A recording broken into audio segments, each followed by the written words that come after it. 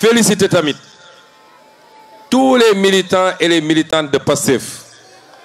wallahi militants yu mel ni yéen waxuma Sénégal de waaye gisuma ko ci àdduna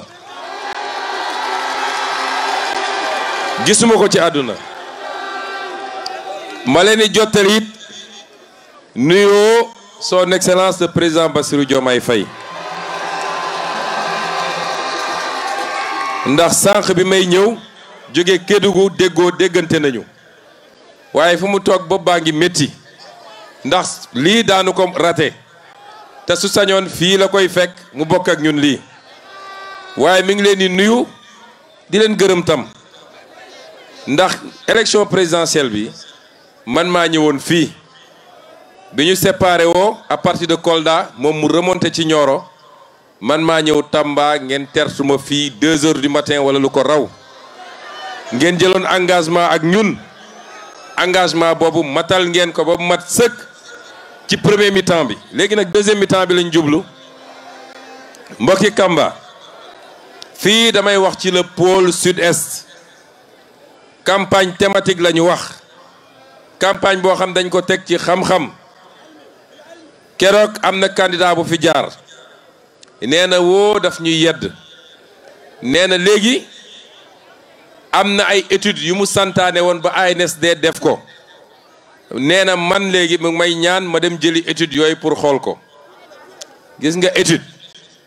ku nekk ci nguur pendant 12 ans defoo dara lu dul nga naan am na études yu ma bàyyi woon ci tiroir yi dem leen jël ko ñooñu waroon nañu am gàcce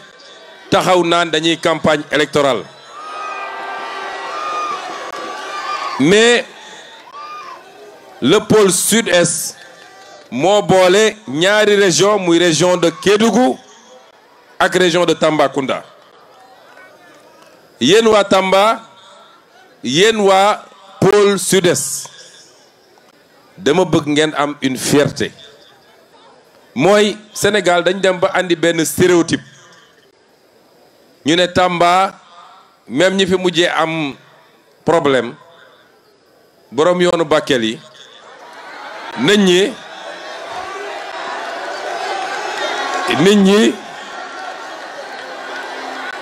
nit ñi dañ doon wax Tamba de tàng na stéréotype bi ñu def mooy soo nee Sénégal oriental ñu ne la fu tàng la fu wow la dëkk ba dëgër na dama bëgg ngeen am une fierté. Est-ce que vous savez que vous êtes le pôle le plus riche du Sénégal? Est-ce que xam ngeen ko? Le pôle le plus riche du Sénégal. Keroog bi ñu présenté référentiel bi sooy jël classement Sénégal en termes de richesse par tête d'habitant le pôle sud-est mooy le pôle le plus riche et le seul qui a un PIB par tête d'habitant de 1 million amul beneen bu ko am et ca des yëpp ñu ngi diggante ay 400 000 500 000 600 000 lan mooy problème bi donc le problème mooy cette richesse quelquefois n'est pas exploitée mais souvent est exploitée au profit même pas du Sénégal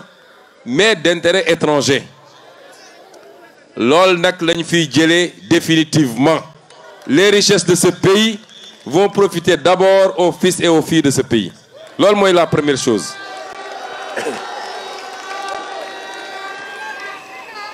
le pôle sud-est bu ñuy wax tàngoor xam nga Dubaï amul fu ko gën a tàng ci àdduna désert la Dubaï Arabie Saoudite désert la te ñëpp a ngi dem foofu tey lan moo ko waral mooy ba ñu amee pétrole wala ñu am gaz dañoo am seen fulla bu mat sëkk téye ko seen mbir réew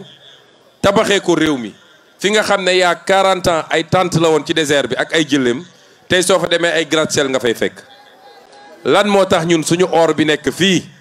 suñu fer bi nekk fii suñu marbre bi nekk fii lépp nekk ci pôle bi utiliser wuñ ko dans le même sens ba tey boo ñëwoon Tambacounda lu mel noonu nga fay fekk c'est ça le vrai pari que nous devons relever ensemble est-ce que vous êtes prêts lan la ñu fas yéene def ci pôle bi j'ai commencé par les industries extractives ndax am nañu or bu bëri bu nekk fii ñu ngi koy exploiter depuis des années Sénégal impôt sax amu ko ci impôt nga exonéré ci impôt nit ñi mën a exploiter génne ko brut conteneurs yi wala or bi ci avion yi lañ koy yeb directement ci piste yi mu dem yoonam kenn mënu la wax ñaata la ak fan la premier acte bi ñu posé mooy dañ leen ne woon dinañu renégocier instituer nañu une commission boo xam ne commencé na liggéey bi te mun naa leen garantir une chose il y a 27 contrats miniers qu'il va falloir auditer qu'il va falloir relire ba pare delloo si ko dans de meilleures conditions ba mun a profiter à la région et au Sénégal 27 contrats miniers parce que dañu bëgg fii li nga xam ne moo fi am ñu exploité ko fi wax naa ko léegi à Kédougou réew muy produire or te amoo comptoir de commercialisation de l'or même nos bijoutiers sénégalais bitim réew la ñuy dem uti or loolu mooy yàlla may la alal nga sàggane ko mu génn ba pare ngay wër di yelwaan donc amuñu comptoir de commercialisation de l'or amuñu raffinerie or gis nga looy produire moo xam jën la moo xam des produits agricoles la wala des ressources naturelles la tant que tu produis et tu exportes brut xamal ni tu es perdant parce que produit balaa muy am sens nga yokk ci valeur loolu la ñuy wax nga transformer ko mu am valeur ajoutée mooy tax produit bi boo ko naroon jaayee 100 nga mën koo jaayee 1000 donc loolu c'est l'un de nos premiers combats deuxième bi mooy le fer fii Falémé am na fer ak feneen ak feneen dégg ngeen ñu y a 5 ans à peu près bi ñu jëlee fer bi jox ko benn entreprise bu tudd Tosyali kooku waroon ci ab lu mat 10 000 milliards lépp ci kaw le dos des Sénégalais boobu j'étais opposant maa fi taxaw def conférence de presse fëgg ci table bi yooxu ba ñu dellu gannaaw su du woon loolu du ñu fekk fii fer bi donc ce fer qui aujourd'hui fer boobu nga xam ne tey ça appartient quasiment à 100% au Sénégal moom la ñu bëgg a commencer exploitation il faut que le pôle sud-est devienne un hub sidérurgique ak métallurgique mooy li nga xam ne fer bi la ñu mun ko di traiter fii exploiter ko fii traiter ko fii gis nga lii yëpp may wax nii au-delà du fait que ça va générer des milliers d'emplois moom mooy yor économie fii parce que à terme li ñu bëgg mooy que Tambacounda devienne une métropole régionale mais pour mu am lan mooy renforcer les métropoles foo mënul créer de l'économie mënoo fa créer de l'urbanisation nit ñi duñ ñëw installé wu wala suñu installé woo duñu tabax li ñu war a tabax moo tax loolu c'est extrêmement important en termes d'infrastructure tey ñi ngi bëgg a def université bu Tambacounda ma leeral ci dara parce que dañuy wër di wax nit ñi ne le nouveau régime moo bëgg a bloquer université bi déedéet ñun bi ñu ñëwee dañoo fekk ñaari projet université bu Tambacounda ak bu Matam ma ne gars yi nañ ko auditer parce que xam nañ gars yi liñ fi nekkee woon mais soo ñëwee gis ay surfacturation yu jéggi dayoo est-ce que jàkkoor ngeen benn kër bu ñu war a tabaxal un enseignant les logements des enseignants benn kër sur 148 mètres carrés R+1 ñu war ko facturer 1 milliard 600 millions benn kër loolu foog ngeen yoon la xam nga man li ma neex ci gars yi mooy bu Ousmane Sonko di wax comme amatuñu argument dañ naan li mu wax yëpp fen la lu ma mus a wax feeñ na te li ma wax nii ci semaine yi di ñëw ba ñu pare élection législative bi ba installer assemblée bi di ngeen xam gars yi li ñu nekkee woon ci réew mi loolu moo tax ren quand le ministre de l'enseignement supérieur a voulu ne foog ñu ubbi université Tamba dama ko ne du ngeen ko ubbi parce que paraxe bi dina andi ñu yàq li ñu waroon defar. Prenons le temps de faire le travail correctement d'ici l'année prochaine parce que Tambacounda état bi mu nekk su dee amphithéâtre yi pareegul wala su dee logements sociaux yi pareegul étudiants yi war fee ñëw fan la ñuy jëlee ñoom ñëpp fu ñu mën a louer ba nekk dans des conditions normales de travailler. C'est parce que capital bi mu doon wuyoowul ak li mu waroon doon. mooy tey ñaata réceptif hôtelier ñoo nekk Tambacounda ñaata complexe ñoo fi nekk yoo xam ne tey soo amoon 5000 personnes qui viennent pour un événement ñoom ñëpp war nañoo mën a dëkk dans des conditions normales. loolu nag li koy andi mooy nga tabax koom-koom li ma wax ci fer bi wax ko ci or bi ak yeneen ressources yi fi am suñ ko toggee niñ ko war a toggee. loolu mooy générer les richesses qui permettent de construire cette métropole que nous voulons. Kédougou doit être une métropole secondaire à l'horizon 2050 su ñu nee métropole nag mooy lan ñu fi yàgg voyager gis nañ dëkk yi ñu naan dëkk yi dañoo développé naka la mel. Kédougou laa jóge waaye Moustapha Guirassy xam nga ni Kédougou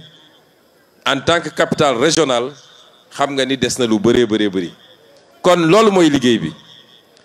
boo jëlee activité agricole fii bokk na ci les régions les plus agricoles coton bi foño bi gerte bi ak tous les produits horticoles yi ñu fi mën a béy c'est pourquoi l'agropole bi ñu war a def fii muy l'agropole sud-est parce que li importance agropole yi mooy dootoo béy rek di génne da ngay béy transformer sur place. L'industrialisation du Sénégal dont on vous parle loolu mooy idée bi parce que c'est ça qui crée des emplois et c'est ça qui va nous permettre de vous redonner espoir vous les jeunes de ce pays à rester ici et non pas à partir. dama musa wax benn phrase ma ne tubaab bi ñu ngi bëri lu ñuy wax émigration mais émigration amul li am mooy boo ñëwee foqati alalu nit ñi alal seen alal yoon bi mu topp moom la ñuy topp boo jëlee oru Kédougou bi yóbbu defoo fi investissement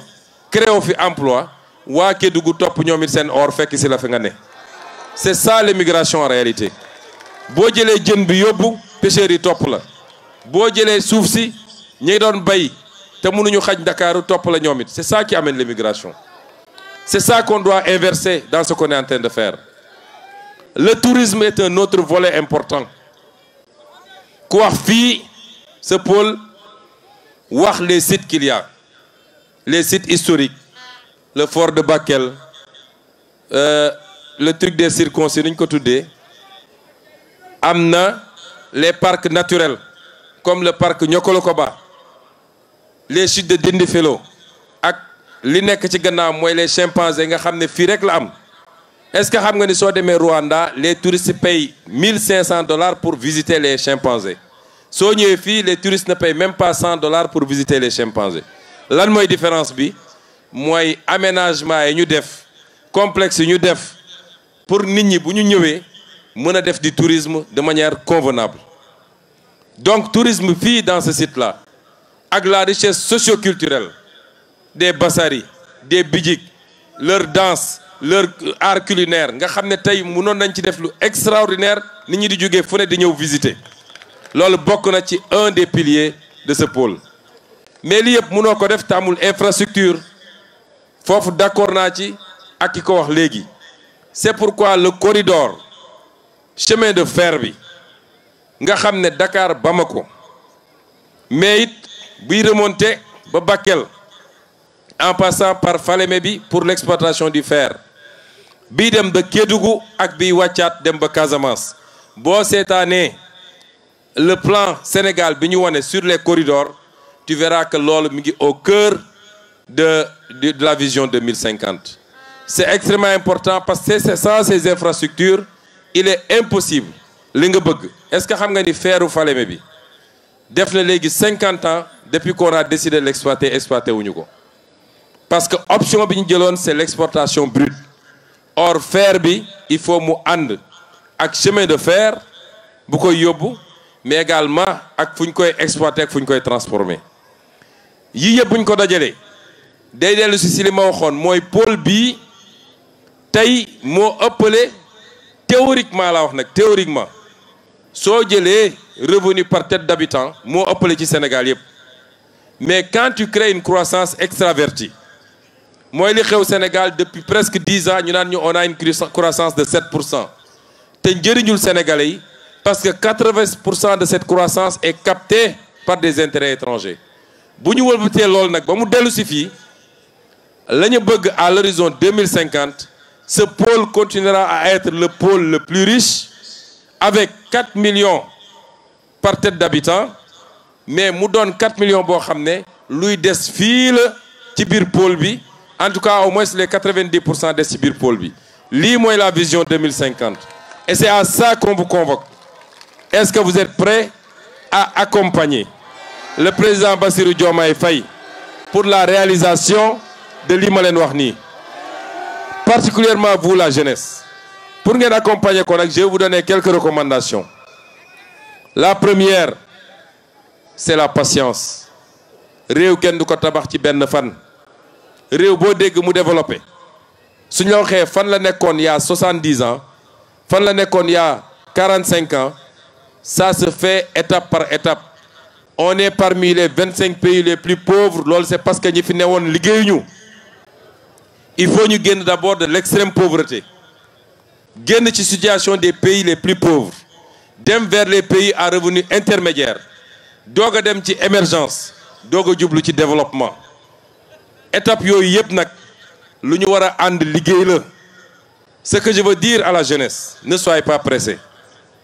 bu leen xeeb benn liggéey quand on vous invitera à revenir à l'agriculture andi les moyens de faire l'agriculture moderne mooy andi le matériel qu'il faut financer l'agriculture mettre en place un système pour que lu nit ñi bay ñu jënd ko la ñu bëgg mooy leen les jeunes bu leen xeeb loolu jàpp ni tout le monde doit être dans les bureaux avec climatiseur et cravate. La bureaucratie ne fait pas des milliardaires. Les milliardaires sont ceux qui sont dehors et qui travaillent dans les champs, qui travaillent dans le commerce, qui travaillent dans l'industrie. Nous voulons que vous ayez cette ambition-là. Est-ce que vous êtes prêts pour nous accompagner ci loolu? Le premier acte pour loolu man garantie ma leen mën a jox mooy ñun vous êtes yéen a ñu tànn teg ñu fii ñu teg nii sàcc xaalis dootul am ci réew mi détournement de deniers publics dootul am ci réew mi l'argent du pays dinañ ko delloo au peuple dinañu am gis-gis bu leer nañ ak ay programme bu leer nañ loolu mooy contrat bi ñu luye. Ce qu'on attend de vous c'est que vous nous accompagniez pas par pas chaque jour fu ñu leen woo na ngeen ñu uyu si ñi leen di gëmloo way yéen a leen woteloon yéen a ngeen ni amagu leen liggéey. Quand tu as 65% de jeunes munoo leen créer emploi en 6 mois ñoom ñëpp surtout soo ñëwee fekk ñu yàq réew mi endetté ko ba mu egg ci baat bi dafa am une phase de rectification une phase de redressement loolu la ñu bëgg ngeen ànd ak ñun. Est-ce que vous êtes prêts? Premier acte bi nag mooy élection législative bi ngeen jox ñu les moyens de gouverner. Parce qu'il nous faut gouverner. 6 mois yi passé yoruñu Assemblée nationale est-ce que dégg ngeen ñu voter une seule loi ñaari loi yi ñu yóbbu Assemblée nationale dañ ko rejeter fexe nañu sax pour daaneel sama gouvernement kon su ngeen bëggee programme bi ñu leen tëral ñu dérouler ko rapidement da ngeen ñuy jox une majorité confortable